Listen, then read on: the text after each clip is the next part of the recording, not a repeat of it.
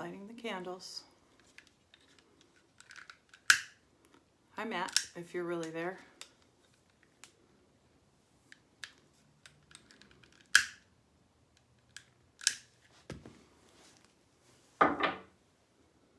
How's everybody doing tonight?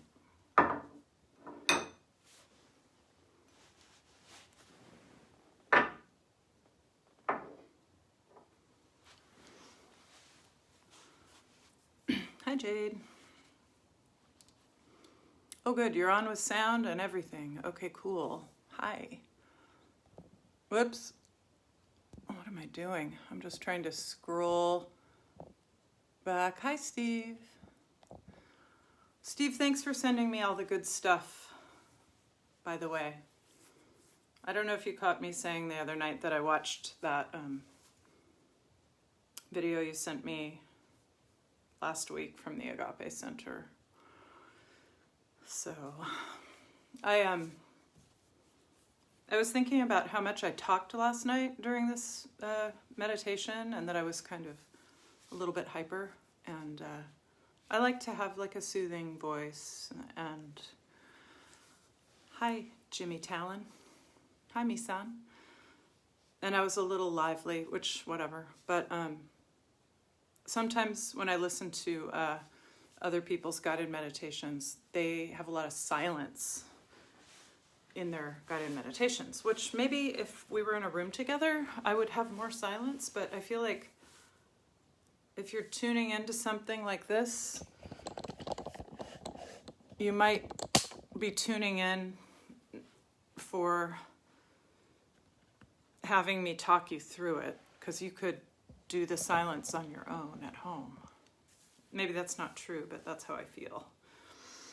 And I'm kind of a talkative person also, so there's that. But I had a pretty good day today. Just watched Werner cultivate our garden with his new cultivating machine, and took Rosie to the dog park, and what else? Made some pizza dough, and yeah, it's kind of mellow. So I have something to read to you, but I think it would be good to come into your meditative seat or onto your back before I do that. So I guess it will be like kind of the basis, or it will be sort of the underpinnings of our meditation this evening. Oh, the Corona coaster. Yeah, that was, oh, that's good, Lori. Seeing a baby owl. Cool. Yeah, that was somebody else posted that on my wall about the Corona coaster, but it's real. It's a real thing. It's weird. I'll go for days where I don't feel really moody or up and down, and then it'll just slam me and I'll feel really kind of, I don't know. I don't want to say unstable. It's not that dramatic, but just like ungrounded or something with my emotions. So anyway, but bring yourself onto your back and find your spot for this evening's meditation. So maybe you could take yourself into that place like you are doing so with compassion for your body and for yourself. So gently laying yourself down and making sure that you feel safe and comfortable in the spot where you're going to do this. So taking the time to set yourself up, as always, and covering your eyes if that seems like it would be helpful, and maybe having a blanket over you or a pillow under your head. So making yourself as comfortable as possible. And if you're sitting, You might be sitting up on a cushion like I am, or sitting on a block or a book or something like that. So finding your way to your spot, and then just allowing yourself there on the surface that you're lying on to just relax and lay back, letting your body completely surrender, and feeling all of the places where your body is touching the floor, and softening against the hardness of the surface that you're on. So feeling in the back of your body and feeling your breath coming in and out through your nose. So breathing in and out through your nose. You might take a big inhale in through your nose. Fill up your lungs and then just sigh it out. Do that a couple more times. Inhale.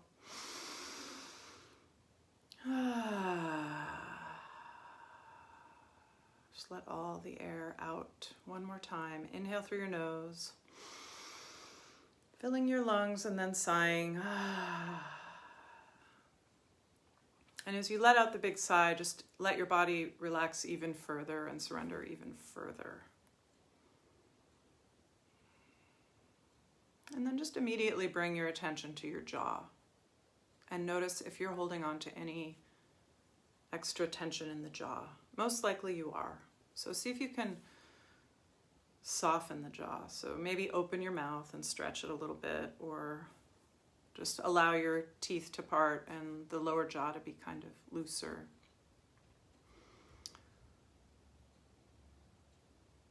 You can imagine there's a hinge there. This bone, this jawbone, is the only bone in your head that is not fused together with the rest of your skull. So it can, there's a lot of ligaments and there's a joint there, but you can let it kind of open slightly, like it's just slightly hanging off your skull in a nice way. So feeling those muscles that hold your jaw together and help you to chew and to talk and move your mouth, just giving them a rest.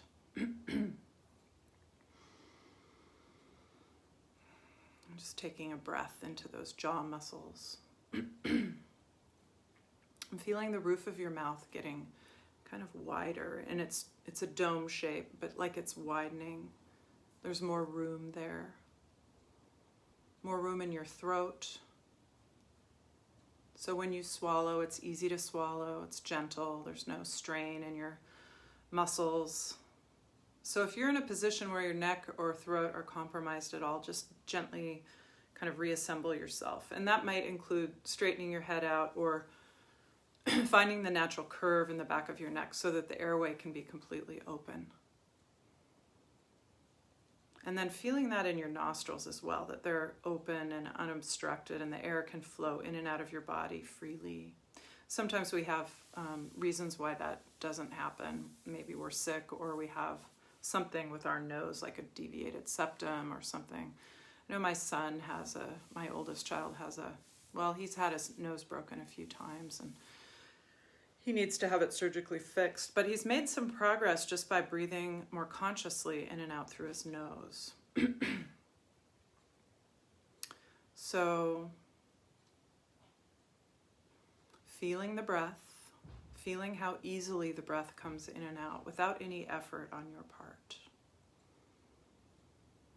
Even if the breath is very, very shallow, that's okay. Your body will take what it needs. If something scared you right now, you would start, your heart rate would go up and you would take a deep breath in. I mean, your body's going to do what it needs to do. So just allow it to do that right now. You don't have to do anything extra. Have some trust in your own ability to breathe comfortably. And feel how all of these structures in your head, you have these sinuses, you have quite a few sinuses, little open cavities within your skull. your ear tubes, your eustachian tubes, all of these tubes, your throat, your nostrils, everything open, like it's all opening up. So just imagining that all of the tubes are free and clear. And you might be able to hear the gentle sound of the breath as it comes in and it kind of passes through, comes down into your lungs. And as it exhales and exits your body. So there might be some awareness of the sound of your breath. And you might also hear the sounds around you, which could be nature sounds, or there might be a clock ticking. There's a clock ticking in my house. You might hear the distant sounds of people in their yards, children, dogs barking, birds, often the robins at this time of year, if the crows haven't driven them away. So noticing those noises in the air around you, which are separate from you, but they're all part of your experience. They're all happening.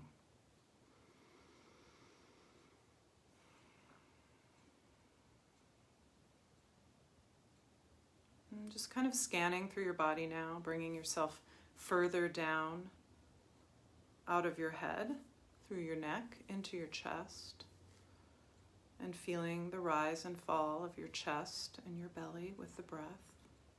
Might be very, very soft, like you can barely notice it, or it could be a little more vigorous, just depending on your own body. You could take your hand, just take your left hand and put it on your belly so you can feel your belly moving with the breath.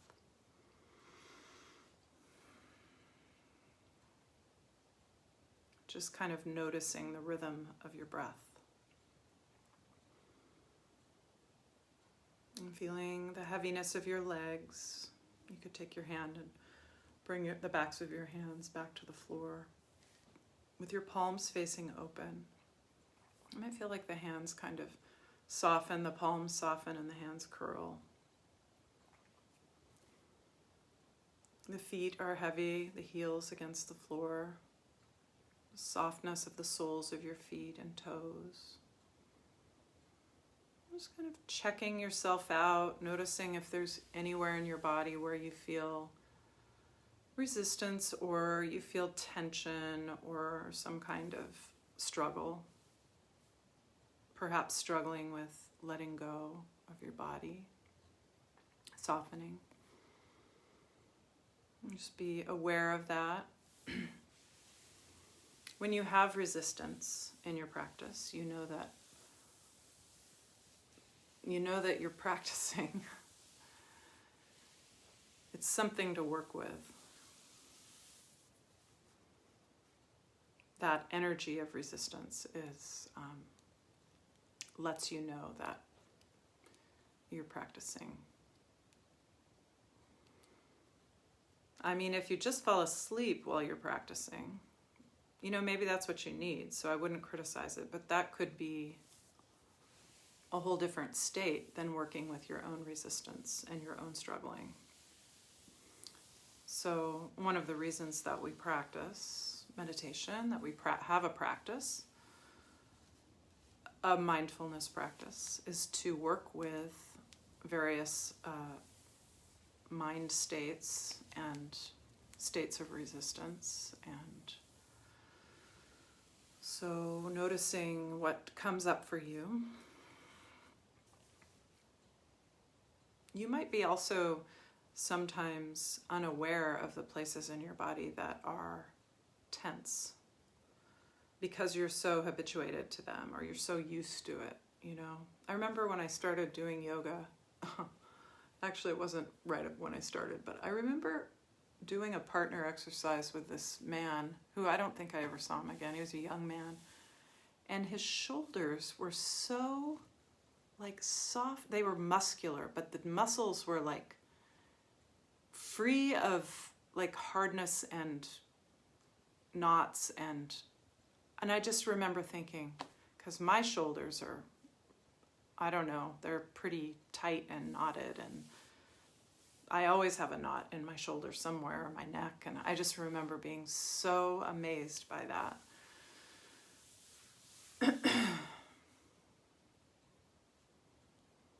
So, seeing if you can breathe a little bit of that kind of juiciness into your own muscles, wherever you feel the tension. It might be in your shoulders, or in your mid-back, or your neck, maybe in your lower back.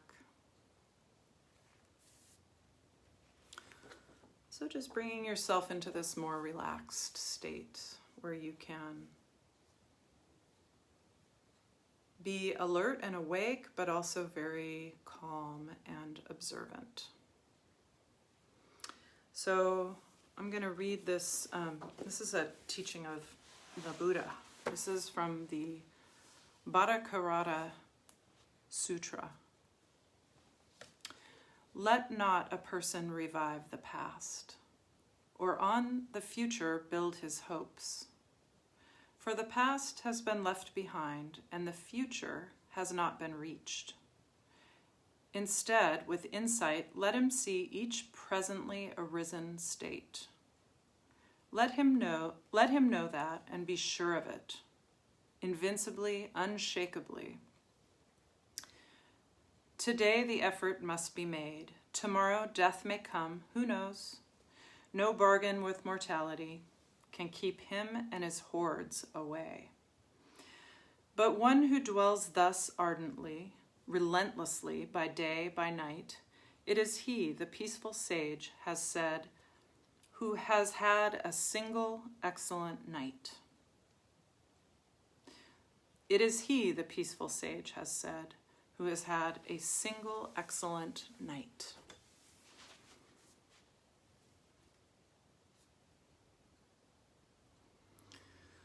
So, bringing yourself into this present moment. I kind of had this revelation that's completely obvious. You know, all of the revelations we have that are like the most obvious things ever, that we can only see the past through the present moment. Like the past doesn't exist, which is obvious. But we lived it, so we feel like it exists. It did exist at one time, I guess. So everything that we experience in a human state, in our bodies and minds, is filtered through the present moment. It is, our life is a series of moments that are strung together. And we exist in the present moment at always. So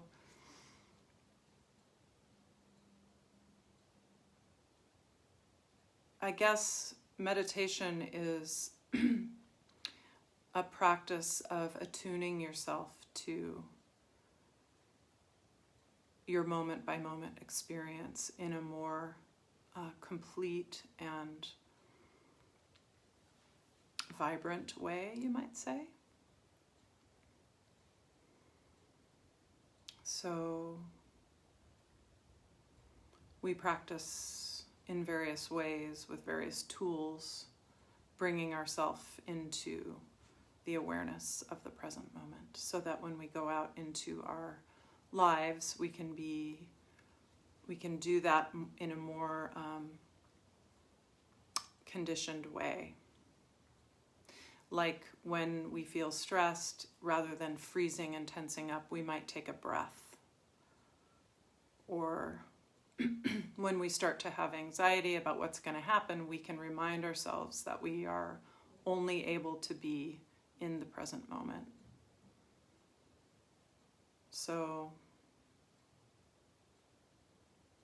it can be very helpful and profound, and make our lives so much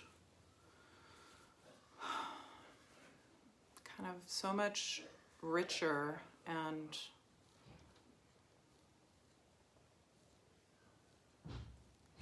And sorry, I got distracted there because I heard somebody coughing. So bringing myself back, just bringing myself to my breath.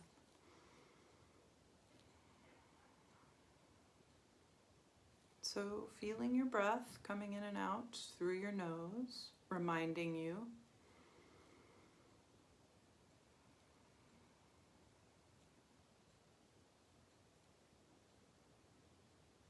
Hearing your breath, feeling your breath, sensing your breath.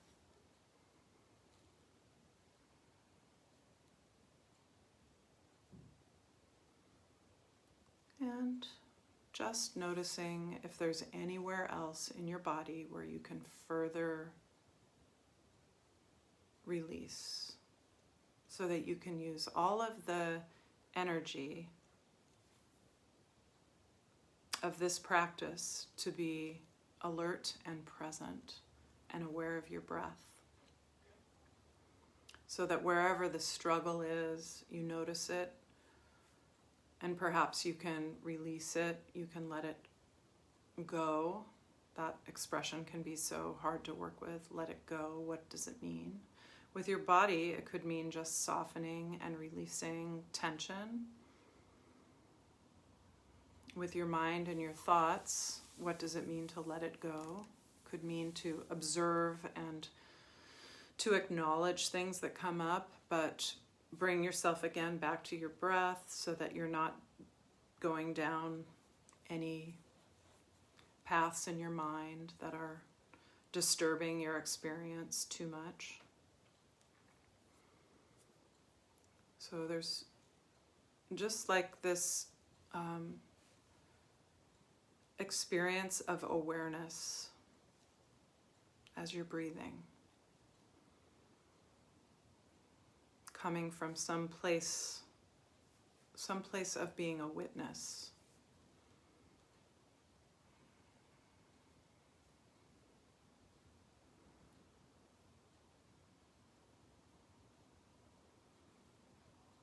And so just taking a few more breaths like this, feeling how soft your body could be, how relaxed it could be, and how clear and awake you could possibly be even though you're relaxed.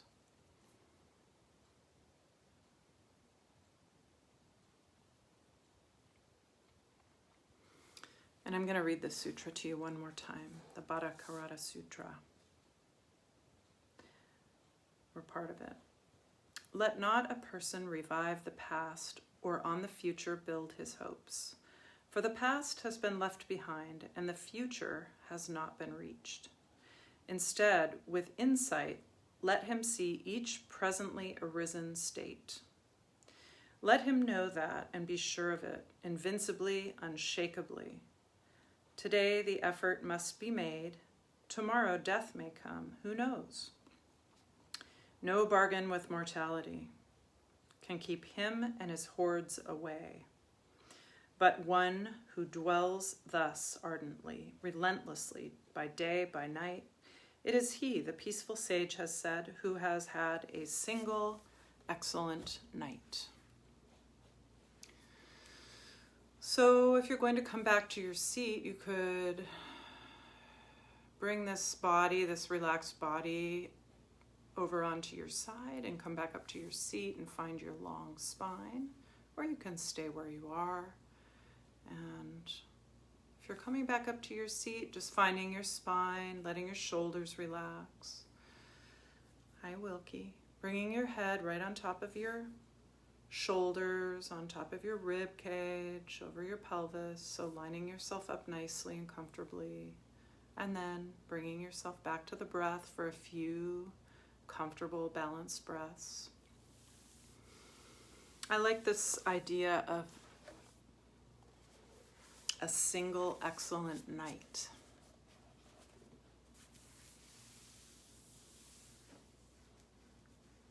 Meaning the present moment. So it's like one day at a time is all we really need to be concerned about, or one breath at a time, or one moment at a time. So breaking it down into smaller components that we can actually handle. You could bring your hands together at your heart and bow your head to your own practice, your own inner teacher, your higher self, or your higher power. Namaste, have a good night, and I will see you tomorrow night at 9 p.m.